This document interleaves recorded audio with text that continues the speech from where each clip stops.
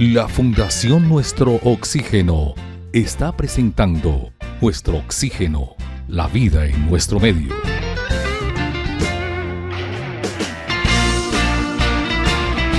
Continuamos en Nuestro Oxígeno, la vida en nuestro medio, en diálogo con la psicóloga Malena López, hablando precisamente sobre la gestión de nuestras emociones. Hay una emoción precisamente, Malena, que hoy en día es muy normal, es muy fácil encontrar personas que sufren de este tipo de afectación y la cual incluso lleva a las personas a tener problemas de salud, y es precisamente el estrés. ¿Cómo podemos nosotros, de una manera sencilla, tratar de controlar, de gestionar o de manejar el estrés? Bien, el estrés, algo que se nombra un montón, como decías. Y para hablar un poquito más de esto de, bueno, a ver, de los diferentes tipos de estrés, nombrábamos antes de esto del estrés a corto plazo, del estrés a largo plazo, y ahora me gustaría contarles en el que también tenemos el estrés positivo y el estrés negativo. El estrés positivo funciona como una presión interna que nos impulsa a dar lo mejor de nosotros. Se activa cuando necesitamos concentración y energía, como cuando los estudiantes se preparan para los exámenes, por ejemplo. Este tipo de estrés es esencial para nuestra supervivencia y para completar tareas con éxito, ¿sí? Así como me van a poner agudos para una situación, por ejemplo, de peligro, también voy a utilizarlo como para estudiar o, por ejemplo, para cuando voy a hacer un deporte. Vamos a pensar en un partido de fútbol. Este va a ser un estrés positivo, ya que va a concentrar toda mi energía en el que yo esté más agudo, que toda mi concentración esté en eso, en el juego, lo que está sucediendo a mi alrededor, ¿sí? Ahora, el estrés negativo, ¿cuándo tenemos estrés negativo? Esto ocurre cuando nuestro mecanismo de defensa no logra desactivarse y permanece activo durante un periodo prolongado. O sea, cuando yo no estoy pudiendo manejar ese estrés, ¿sí? Hay situaciones en las que me van a tener, digamos, en un continuo de estrés, y es como, bueno, las cosas no me están saliendo, y ahí es cuando es importante esto que hablábamos un poco antes, ¿sí? De la gestión. ¿Cómo voy a manejar esto que estoy sintiendo? Porque el estrés en sí mismo no nos enferma, pero cuando se vuelve demasiado intenso o persiste durante mucho tiempo, puede convertirse en una carga. Entonces, estrategias para el manejo del estrés, ¿sí?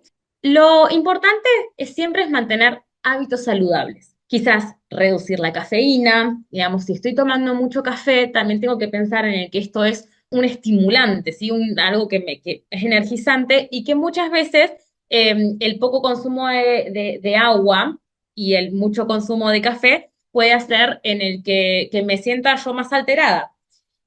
También, digamos, como hablábamos antes, ¿no? Esto bueno, de poder comer saludablemente, de hacer ejercicio físico.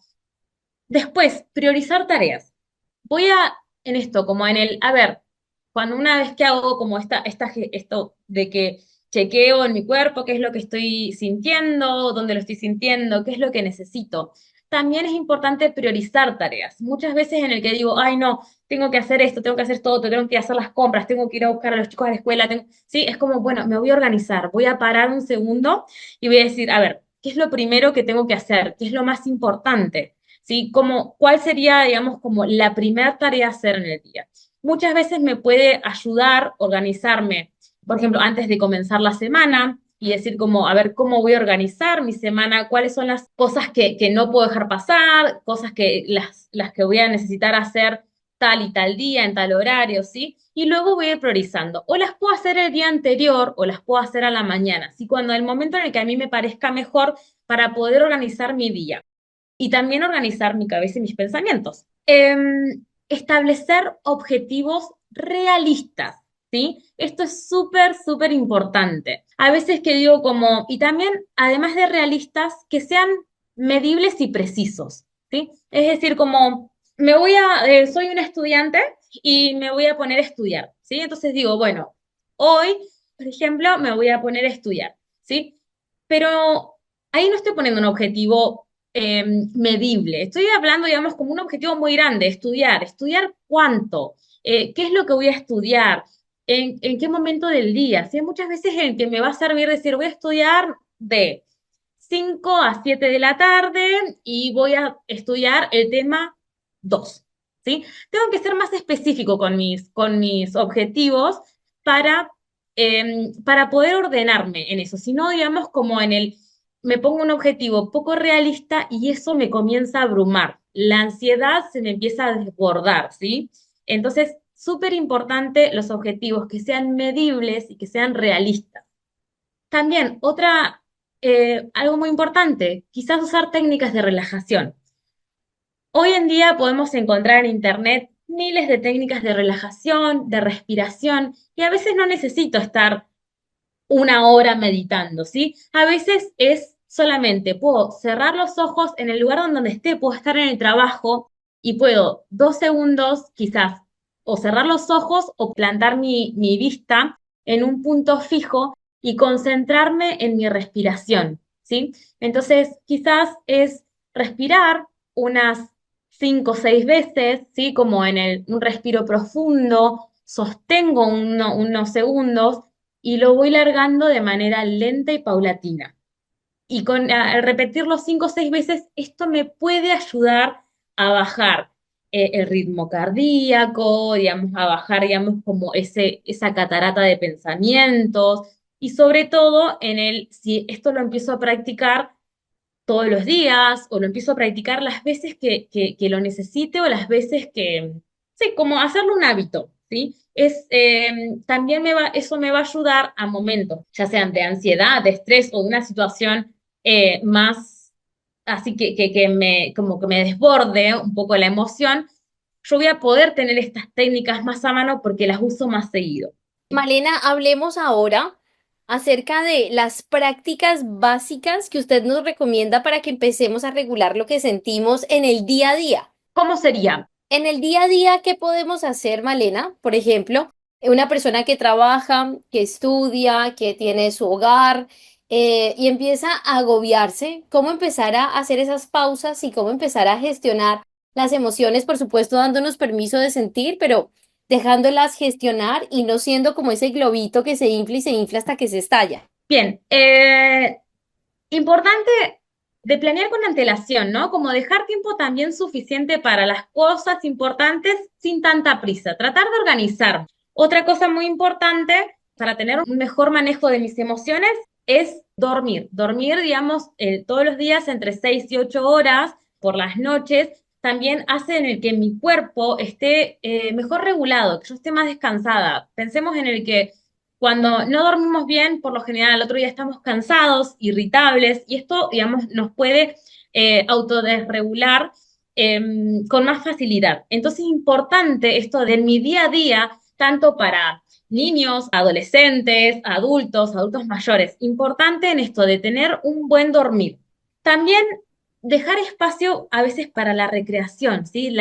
Reírnos, tratar de encontrar espacios de risa, de expresión, de poder hablar con amistades, hablar con familiares. Otra de las prácticas, ya sean para las personas que tienen familias y que tienen niños, del momento de las comidas, ¿no? De las comidas importantes en donde estemos todos los integrantes, ya sea el almuerzo o la cena, ¿sí? Importante tratar de que sea sin dispositivos, sin tablet, televisión o celulares, y dedicar esos 20, 40 minutos que tenemos de cena, poder estar con nuestra familia, poder contarnos cómo fue el día. Bueno, a ver cómo te fue hoy en la escuela, yo quiero contar que hoy en el trabajo, y puedo contar, aunque sea que la verdad es que trajeron un café riquísimo al trabajo o que hoy al trabajo fui caminando, ¿sí? Importante en esto, ¿no? Como darle importancia a la charla, a la familia y de compartir esos momentos en el aquí y el ahora, ¿sí? Que también abre a la comunicación y pensemos en el que la comunicación va a ser, ya sea si tengo algo que me pone contenta, poder contarlo también puede amplificar ese bienestar, ¿sí? Y si es algo que quizás me angustió o me tiene preocupada, también poder comunicárselo al resto, porque si no empezamos también con estas ideas en el, ay, ¿qué le pasará a mi hijo? Quizás, y me empiezo a sobrepreocupar. Y quizás es como en el, también compartiendo qué es lo que me sucede a mí, ¿no? Para generarle el espacio y la confianza a que esa otra persona también pueda contarme, ¿sí? Como en esto de hablarlo con la experiencia. Y también la importancia de los vínculos, ¿no? Como en el de ya sea de charlar o en el trabajo o, digamos, o de participar de diferentes lugares en donde yo pueda comunicarme con esa otra persona, charlar, tener una pequeña plática. Queremos ser responsables con toda la información que les entregamos. Con mensajes positivos hacemos la diferencia. Nuestro oxígeno, la otra radio. Malena, Sí, referente al tema que usted viene mencionando de hablar con alguien de confianza y de tocar los temas que nos agobian a través de las emociones y de los sentimientos. Pues yo he escuchado en algunos foros de discusión y a algunos otros psicólogos que dicen que de pronto no es muy conveniente tocar este tipo de temas con sus parejas y por eso recomiendan de pronto buscar a otra persona que sea cercana también, un amigo, una amiga, alguien cercano de la familia, un pariente cercano, su padre, su hijo, su madre, un familiar cercano, para tocar esos temas, pero no aconsejan, en la gran mayoría de los casos, algunas veces, hacerlo con las parejas. ¿Qué opinión tiene usted de esto? a ver, si entendí bien en esto de la pregunta que me hacías, en el primero voy a repreguntarte es si vos me estás preguntando si mi opinión es como es mejor buscar quizás una persona externa a mi pareja, o sea, una amistad o un familiar para las cuestiones que me preocupan o me angustian, ¿sería la pregunta? Sí, más o menos así va enfocado. Desde su experiencia como psicóloga, ¿usted lo recomienda, no lo recomienda, lo aprueba, no lo aprueba? ¿O qué opinión le merece ese concepto de algunos psicólogos de no compartir esas cosas con sus parejas? Bien, mi posición, tanto como psicóloga, como persona, es en el que siempre fomentar una buena comunicación. Es súper importante. Yo considero en el que todos los conflictos, sobre todo todos los que tienen que ver con problemáticas mentales, un malestar mental, digamos, de lo que tiene que ver con lo mental, provienen de una mala comunicación. ¿Sí? Entonces, quizás sí hay momentos específicos en los que yo no trataría ciertos temas, como por ejemplo, si yo vivo con mi pareja, el momento en el que nos vamos a acostar, en ese momento, digamos, en el que estamos por acostarnos a dormir, no es momento ni de tocar cuestiones que tienen que ver con finanzas, o sea, como en el uy, mirá, que me falta acá, que no sé qué, o chequear la cuenta bancaria, o ponerme a hablar de la otra persona con la otra persona, con mi pareja, de si andamos bien o mal en las finanzas, o de problemáticas que tengamos como pareja. Ese sí no es un buen momento, pero sí, quizás en otro momento del día, ¿sí? En el poder decir, a ver, tomémonos un té, un café y charlemos y poder comunicarla. A mí me parece que es súper importante poder hablar con esta otra persona que yo estoy eligiendo como pareja, ¿sí? Y contarle, digamos, que lo que me preocupa, lo que me angustia, lo que me pone contenta, ¿sí? Lo que estoy, en lo que me encuentro expectante, para que esa otra persona también no darle lugar a que la otra persona, digamos, como suponga y que suponga mal. Y si la otra persona se da cuenta en el que está suponiendo o que ve a la otra persona que no sabe si está preocupada o que está enojada conmigo o realmente no sé, lo importante es preguntar, ¿sí? Es en el, mirá, la verdad es que te veo, no sé si estás preocupado o enojado conmigo, pero te noto más callado. Me gustaría que, digamos, como que me puedas contar, digamos, qué es lo que te sucede, ¿sí? Preguntarle como ¿estás bien en el trabajo? ¿Me querés contar algo? ¿Sí? Si no, digamos, empezamos a suponer que la otra persona está enojada conmigo porque capaz que, sí, y capaz que la otra persona es que le tuvo un mal día en el trabajo, o alguien le habló mal, o vio algo que le impactó mucho en una película, ¿sí? Eh, Así que desde mi punto de vista, tanto profesional como personal, yo siempre incito a las personas a hablar, a la comunicación, con mis hijos, con mi pareja, con mis amistades. Supongamos menos y preguntemos más, ¿sí? A veces suponemos y le ponemos pensamientos o sentimientos al otro, y por más que yo diga, no, si yo lo conozco, yo lo conozco, yo sé que lo que le pasa es esto. No, preguntemos y rechequemos. Es importante tener una buena comunicación con nuestras parejas. Y también la importancia de preguntarle a las otras personas, ¿cómo estás? ¿Sí? Y por lo general tendemos a contestar, bien, bien. Y yo por lo general vuelvo a preguntar, no, pero ¿cómo estás? Te estoy preguntando, digamos, ¿cómo estás? ¿Sí? Porque quiero saber realmente cómo estás, si estás bien, preocupado, contento, expectante. Así que ese sería mi punto de vista, eh, y siempre incito a la comunicación, al preguntar, y sobre todo con nuestros hijos, y si son adolescentes, que muchas veces es como, no, ni me hablas, se encierran en la pieza, es como hagamos un espacio, tratemos de generar esos espacios, bueno, a ver cómo estamos, cómo, digamos, como tomate un minuto, respirá, contame, ¿sí? Como si esa persona se angustia y está llorando, es lo que está necesitando en ese momento. Malena, darles espacio a la otra persona y cómo cambia la gestión emocional en diferentes etapas de la vida, desde la adolescencia, la adultez o la vejez. También debemos ser maduros con las personas que están en nuestro entorno y entender que no todos estamos pasando por el mismo momento.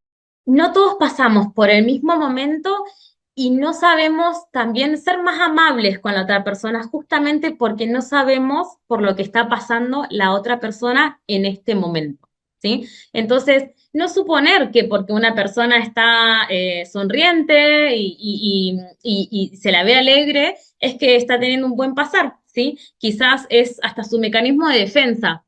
Entonces, en esto, ¿no? Como a veces preguntar por lo obvio, es como bueno, ¿cómo estás? ¿No? Y como oh, te veo contenta, te veo alegre, digamos, como ¿cómo estás? ¿Sí?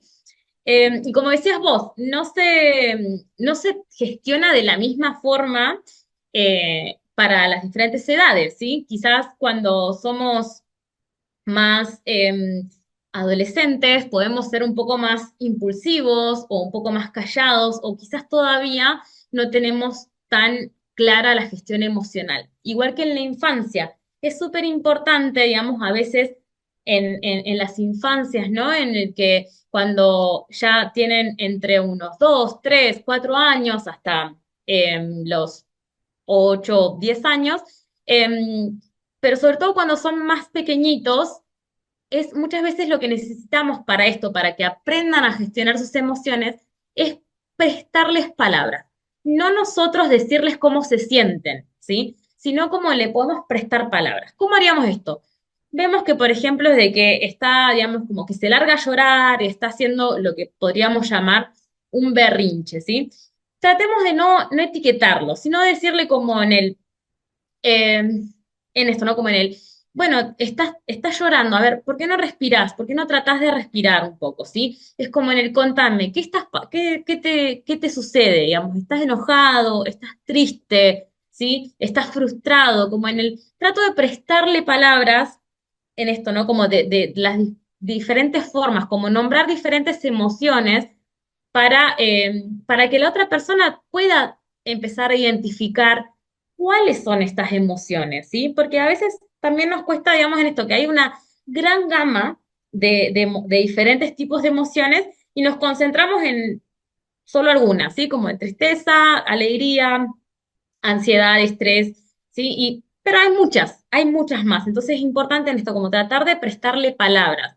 Entonces, ese niño o esa niña va a ir aprendiendo un vocabulario más amplio y va a poder identificar digamos, de mejor manera cuando está enojado que cuando está triste, ¿sí? Es como, bueno, a ver, tomate un minuto para respirar, o como anda a tu habitación, o anda, digamos, allá y trata de respirar, digamos, o respira conmigo, a ver, respiremos juntos, ¿sí? Y tratemos como de hablarles.